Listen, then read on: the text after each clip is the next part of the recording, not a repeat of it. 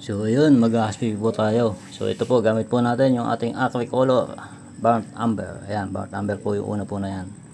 So haluan po natin ng raw sienna para po mag light color yung ating acrylic color. Masyado po kasing dark yung ating burnt umber. So ayan, haluan natin ng acrylic color, raw sienna. Ayan. So hinaluan din po natin ng tubig dahil acrylic color nga po ito. So haluan po natin ng tubig para po lumabnaw. Ayan. So dyan lang po natin tinimpla sa ating haspian. So yung roller po, baby roller po yung ginamit po natin. So binasa po muna natin yung ating baby roller. Saka po natin na pinatiktik o tinanggal po yung tubig.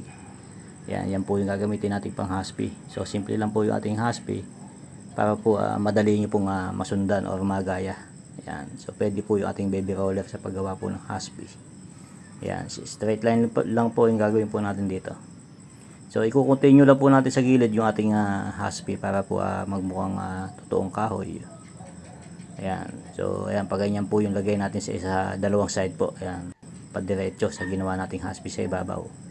So sa dalawang gilid naman po, isa mahaba pong haspi. So susundan lang din po natin yung ginawa natin sa ibabaw para po magmukha din po siyang totoong kahoy. Ayan.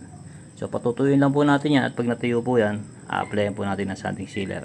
So ayun, ganyan po yung ating ginagawa pagka po tayo nag-haspi. Yun!